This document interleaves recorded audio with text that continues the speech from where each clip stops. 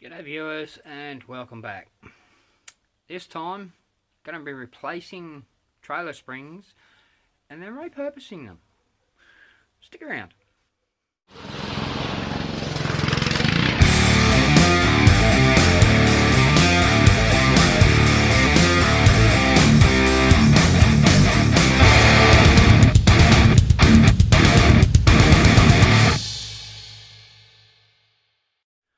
So if this is your first time here, welcome to the channel. I hope I can teach you something, you like what you see, and consider subscribing.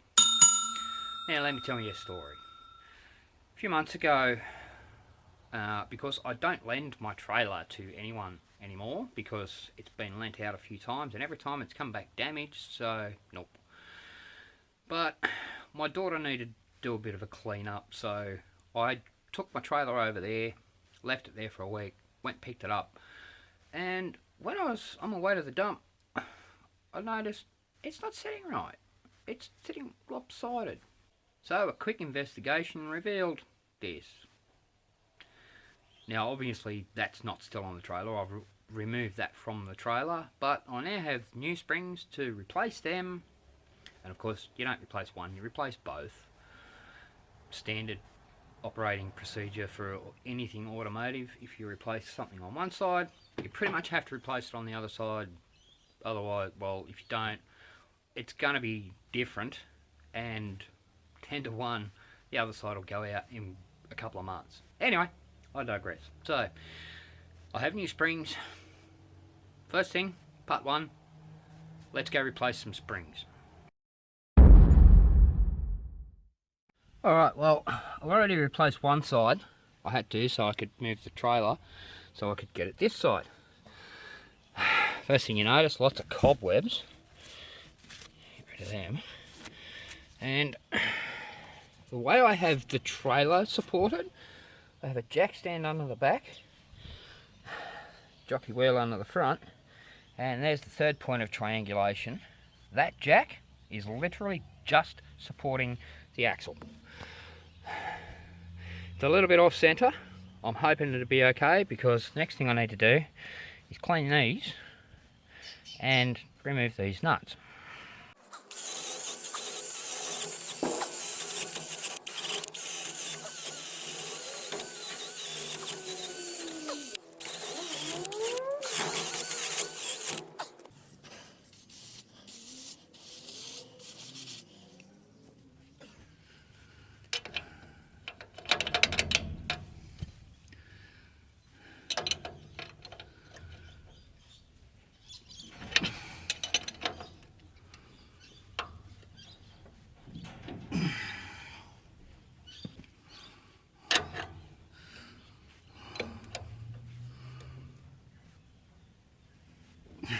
Nope.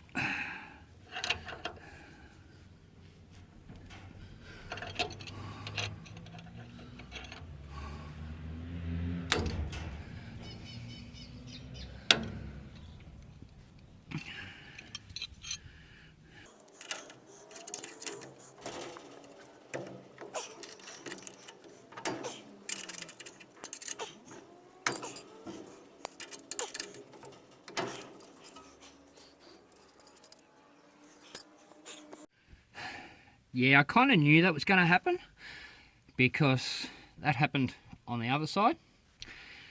That's okay. I have replacements. Now, I need to get that off. There we go. Then they come off.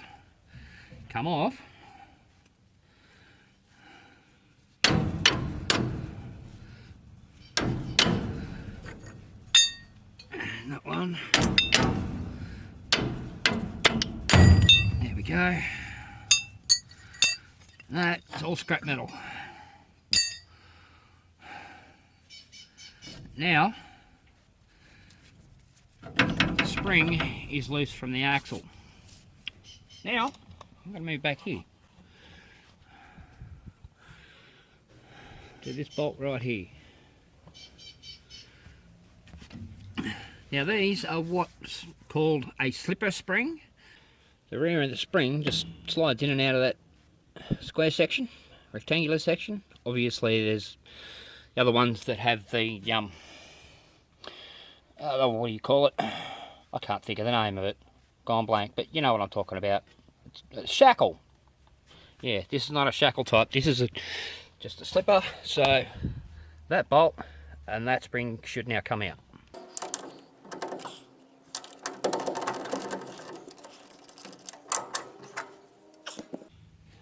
And spring number 2 is out. Yeah, that is what it should look like. And the new spring, notice anything different? Yep. This is what's called a multi-leaf spring. So called because, well, there's multiples. There's 1, 2, and 3.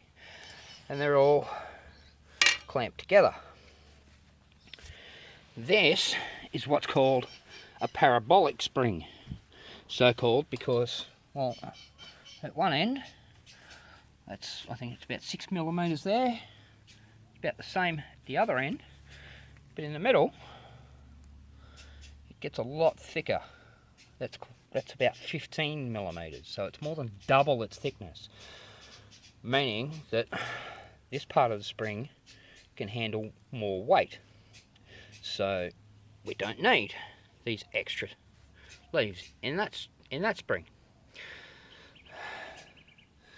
These apparently will outlive them. If I bought a new set of these now, put one on one side, put one of these on the other side, that'll give out before this ever will. This will outlast the trailer, I'm told. Anyway, let's put it in. One more thing just before I pop that spring in. You notice in the middle we have a bolt going through the 3 leaves. Well, the parabolic, well, it doesn't have multiple leaves, so it doesn't need a bolt. So this little nub is obviously cast into the spring. That replaces the bolt, and the reason you need that is so you can locate the spring front to back on the axle. The kit came with these locating plates, and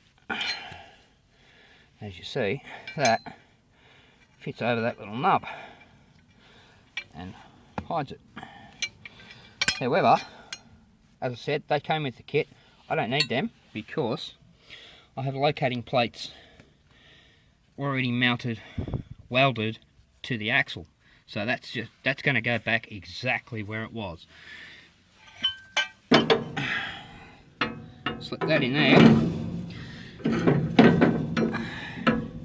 And I'm going to need 2 hands for this. So why don't I mount this in? Because, well, the back's in. Really all I need to do is put the bolt back in the front using lots of grease. And then we can mount this up. First thing we need to do is clean off the inside of these little ears, make sure there's nothing that's going to interfere.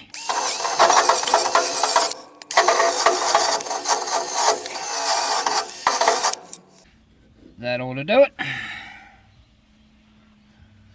Put a smear of grease on them because, well, otherwise they'll rust. And yeah, you don't want rust. Doesn't need much, just a smear, just to coat it so nothing rusts. Then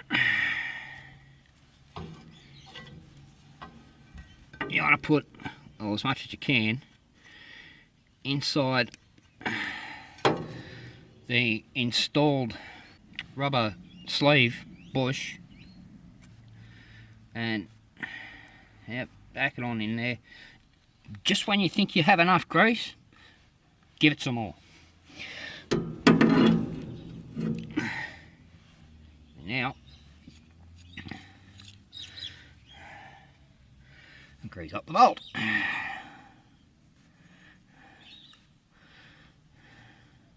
And that's heaps. Alright, simply line that up, push it through, put the nut back on the other side. Now these nuts being nylox really should be replaced, but that's the second time they've ever been undone. The first time was when I installed them 10 years ago, when I built the trailer. And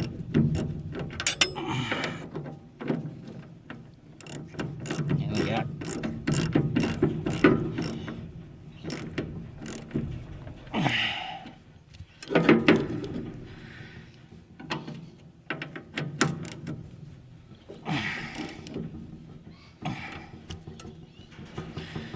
Backed it off just a little bit.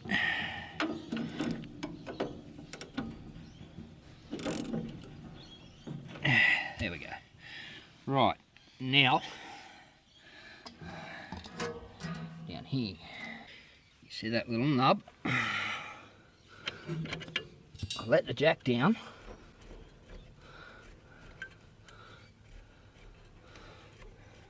At first it's going to sit proud because it's not aligned, but if we jiggle this around, it's got to come forward a bit, I think. There it goes. You see it drop in? That's located. 3 U-bolts in place.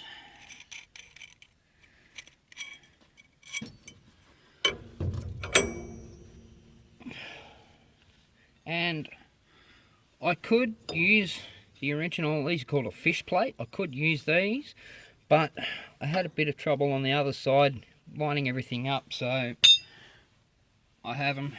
I'm just going to use the new ones.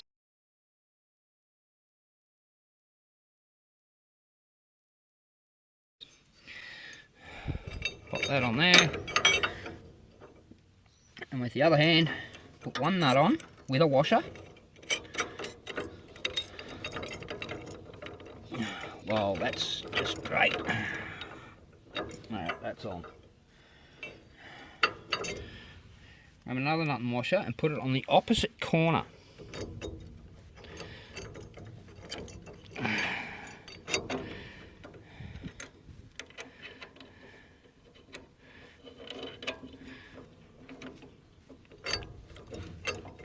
That way, no matter what you do, it cannot fall off the other threads. And now, add the other two, just wind everything up. But wind everything up evenly. You don't want to end up with your plate like that, or like that. So, as I said, wind everything up evenly. I mean, if you want to be pedantic and precise about it, you can count the number of threads. I'm absolutely not going to do that. I'm just going to wind that up until, well, there we go. Now I'll get on the other corner and wind that one up. Unfortunately, these threads are a bit gauzy from the galvanising process, so they're not wanting to just wind on. The other side did. These, not so much.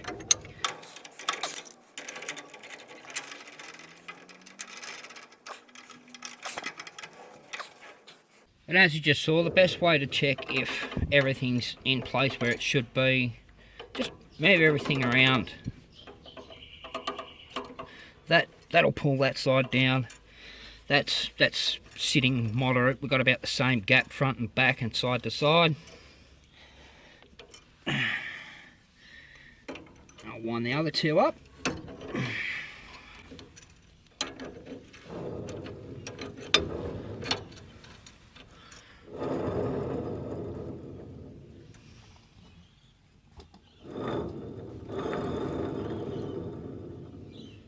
They need attention.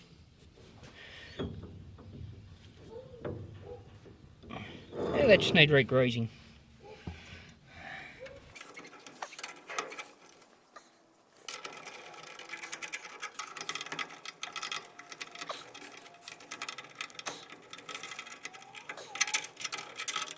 Alright, now I'm going to go around and just nip them all up evenly. Alright, so I go from here, diagonally across.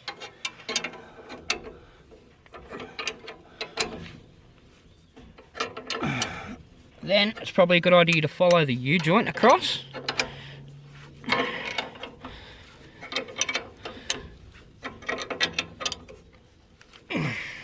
And the last one.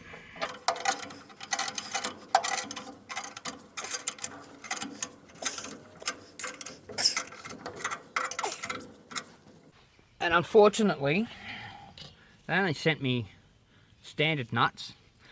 I was hoping for Lilacs or doubles so I could lock them together.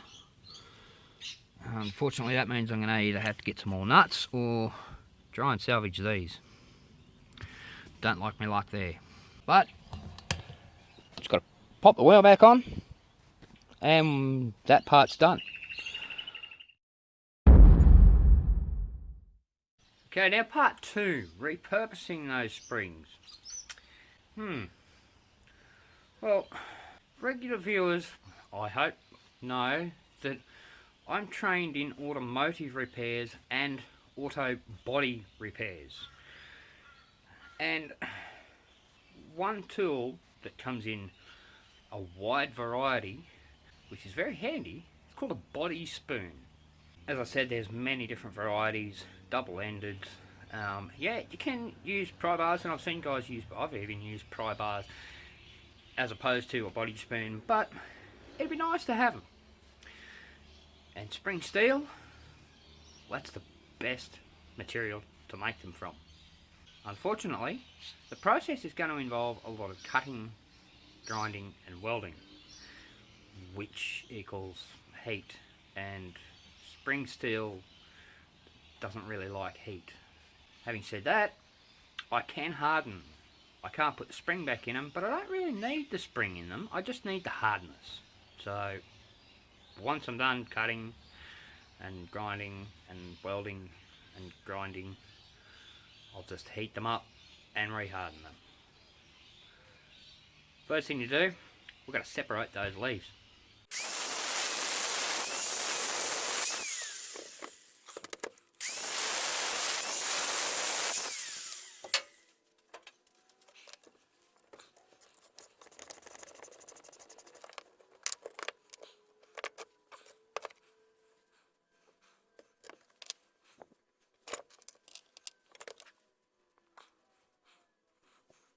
Well, unfortunately, because the smaller of the 3 springs has these pins in the end, and it's pretty small, it's not really going to be much use for anything. I'll keep it around for something, but for now, we don't need that. What I probably can do is use the other broken spring to make the spoon that I wanted. And the bigger one of the 3 I'm going to turn into a pry bar of sorts. But I'm not going to do that right now. I'll put that aside.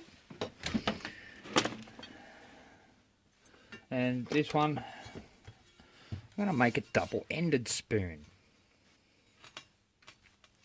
This one is going to have that contour to it. This one, I'm going to hit up here and roll this around so that it has this area.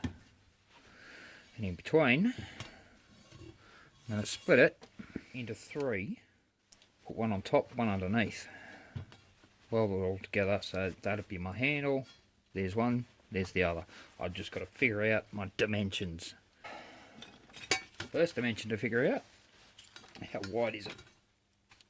I mean, like, exactly. It's, alright, 45 and a half. Once I clean off all the rust, it'll probably come down to about 45. So 45 divided by 3 is 15. But I want the centerpiece to be slightly wider than the top and bottom piece, so it sort of gives that contoured shape to it.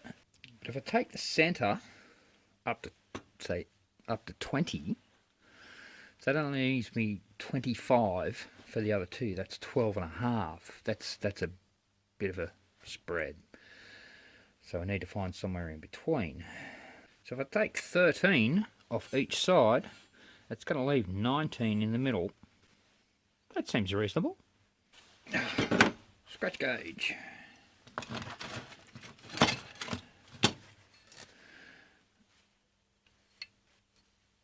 I'm going to set this to 13 millimeters, which is about there.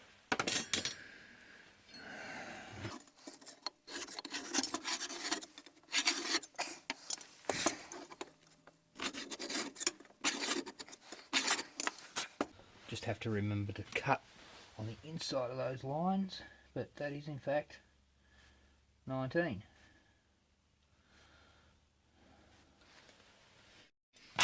And whatever I cut with is going to remove at least a millimetre, so that will bring that centre section down to 17 millimetres. Now I just got to figure out how long. So this one down here,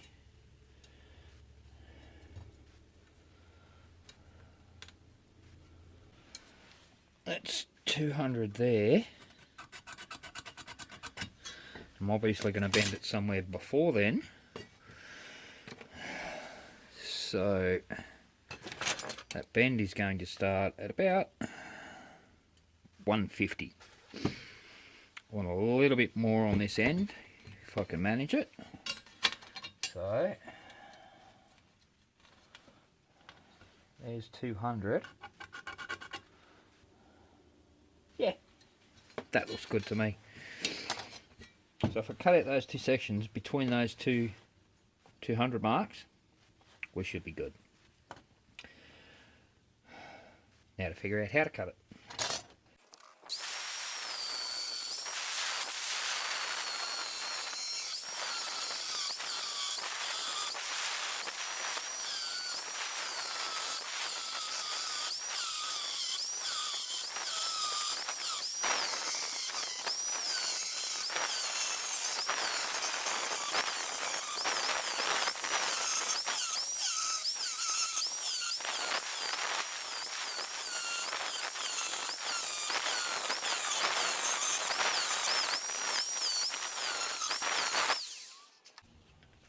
Well, that's one disc down and I'm about halfway, so you know what, I'll bring you back when I'm done.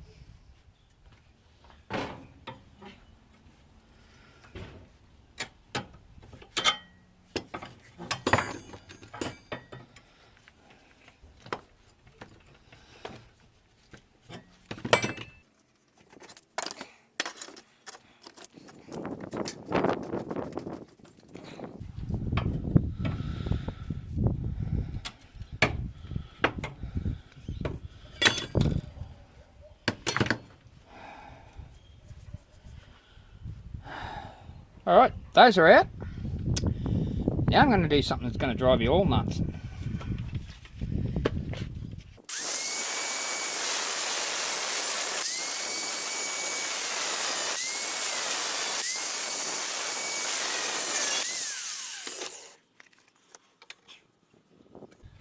Now I know everyone's thinking, why did you do that? You can't join that back together without creating a weak point.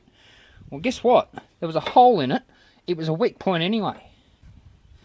And now, place that there, just like that. Place them over the top. They run further than the ends. I might even cut a bit more out of that so I get a bit more overlap. But you see this piece now, and even bowed like it is going to protrude past the end, which will give me a more solid base. But yeah, I think I'm going to take a little bit more out of that, and then we can start reconstructing. Okay, we moved outside. Before that, I went ahead and removed all, well, majority of the rust where I need to weld, basically, or where it's going to be covered, because I don't want just rust just to keep going. The reason I had to move outside is because we need to have these two edges on a flat surface to make sure it's straight.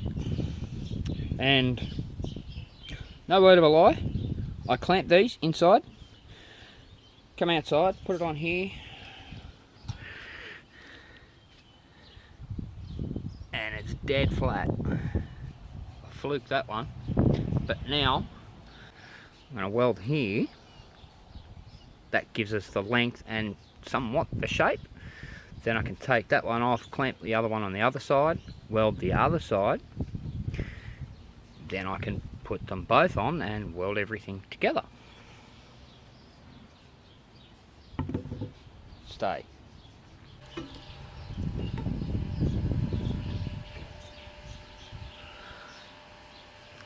Make sure they're aligned. That's pretty close. Straight. Let's zap it up.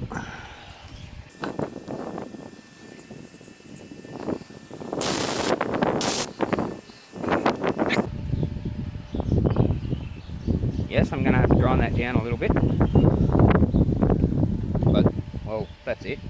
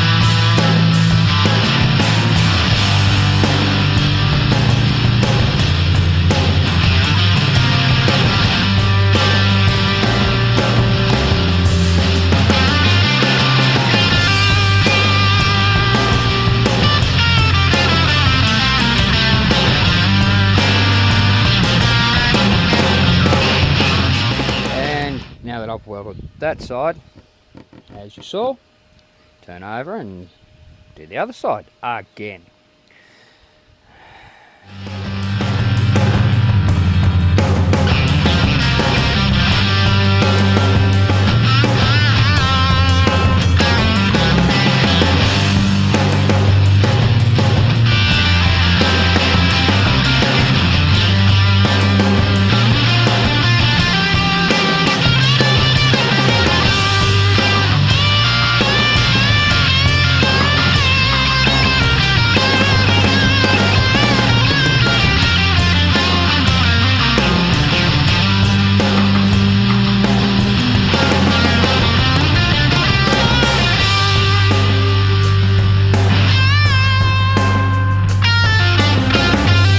Welded both sides, ground.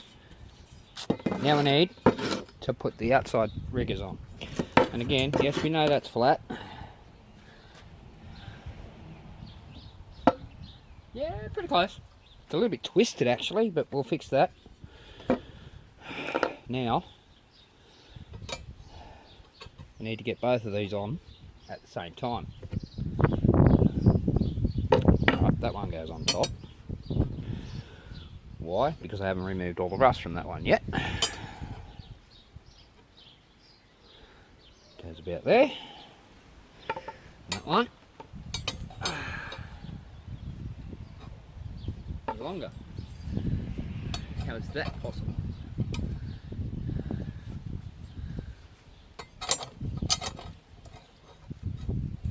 No, just a smaller arc.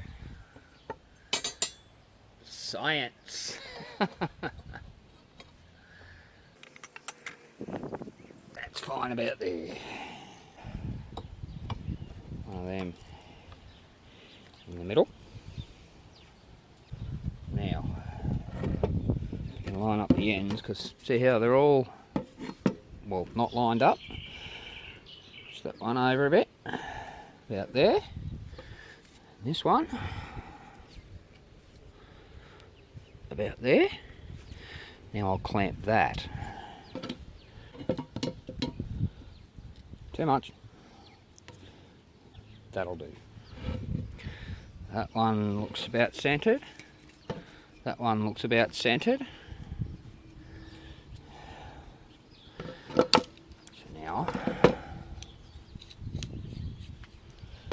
clamp that one. How are we looking? That looks pretty good. Okay. I'm going to throw some big hefty tacks on this. And yes, I'm running the welder very hot. I mean, after all, this is 1/4 inch. And it's spring steel.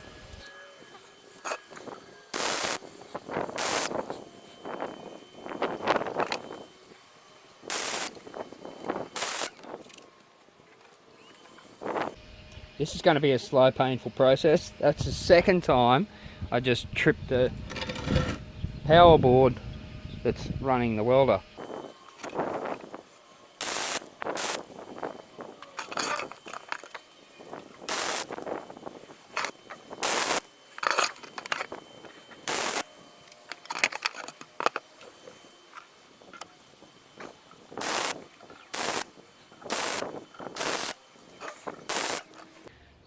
And I just fried said power board.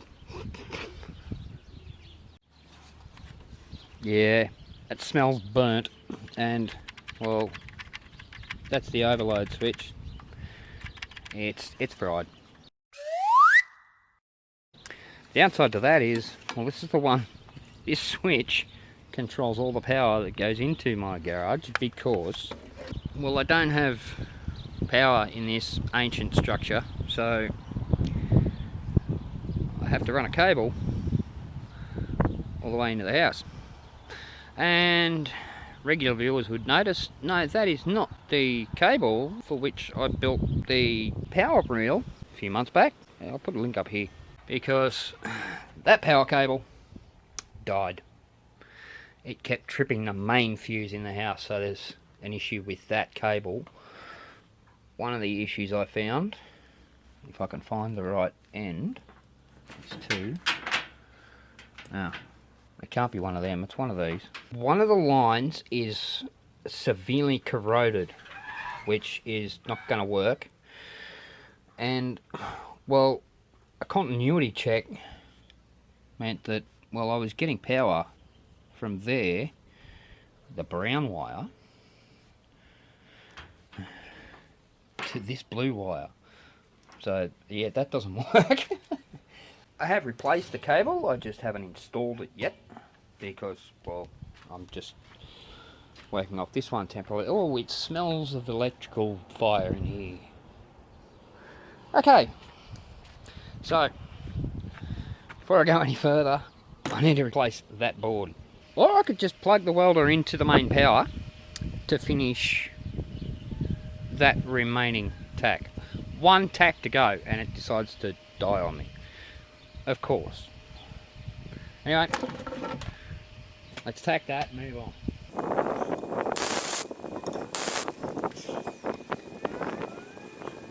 And that should do it. Well, for the tacking part anyway. It needs to be completely welded along all 4 edges. But just with the tacks, well, that ain't going anywhere. So what I could probably do now is heat up here and bend this back. Okay, we're back inside because, well, my bench outside, there's not a lot of weight to it, and I'm gonna need a fixed surface. The old adage, a vice clamp is only as strong as the surface you clamp it to. That bench out there that I was on, well, it's about as sturdy as me, because there's no weight to it. As soon as I start to try and bend this, it's just going to move. This double bay 6-foot rack, well, it's not going to move because, well, it's then joined to the structure, so it's not going to move. I'm going to heat up here, we're going to bend this.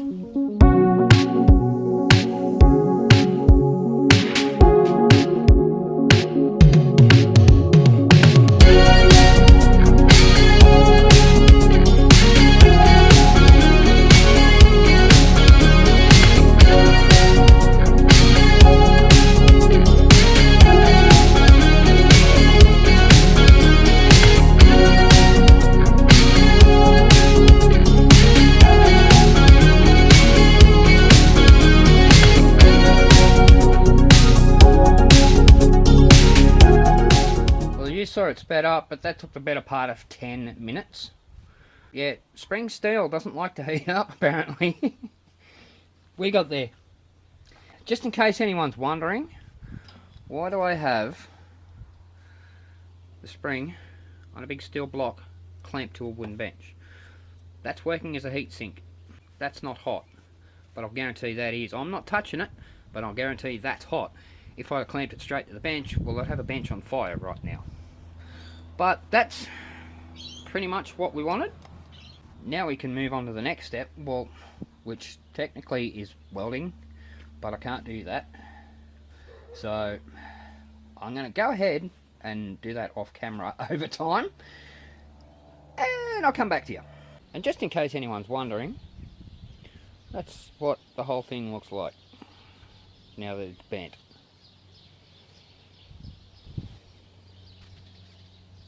I can't weld, so I can shape it. I've just powered this.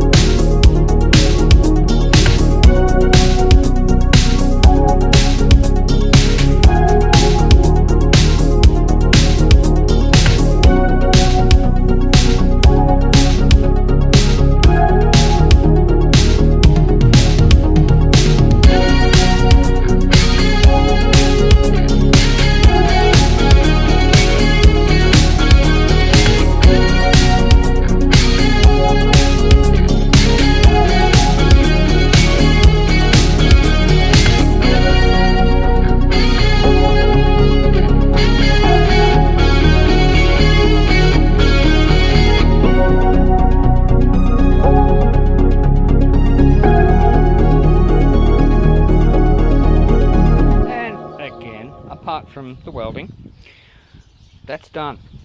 I've shaped this one as best I can. Well, I mean, there's some rust pitting there, not much I can do about that, but that's got a fair crown to it. The other end, it's not quite dead flat. It does have a slight crown to it, but again, a bit of pitting, and then I've feathered off this edge, so there's no absolute, it just rolls off. I could get a roller and show you, but I'm not sure whether it'd actually show up. There we go, you can see that shiny piece right across the right hand side of it. It's just rolled off the edge. I've done that to both ends. But as I said, that's a double-ended body spoon now. Used to be a trailer spring. Yeah, no. And once this is all welded, I am going to round off these edges just so it doesn't bite your hand. But as you can tell, it's a bit higher than it is wide. Not by much. It's actually an optical illusion, because that way,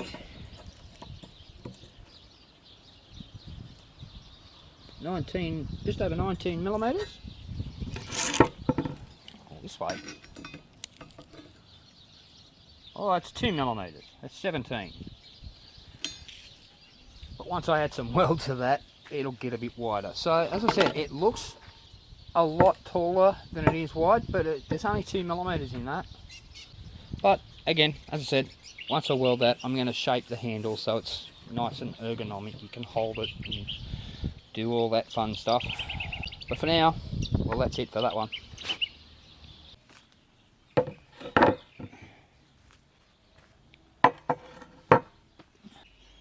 As I said, I was going to make a pry bar lever of sorts. Well, that's got a nice big S bend in it. I actually cut it in half, flipped the end so that it gives that, you still get that arch, and then like this one, just head it up here and bend it around to form that shape. which is the original shape of the spring. And this one, I made this one from the broken spring. That's this part here, and that is pretty much what a body spoon, a single-handed body spoon, and like if you look up body spoon, that's pretty close to the first image that pops up. That's what I was going for, but these two work as well. And yes, I did make it, because yeah, if you have a look, yeah, the welding's not fantastic.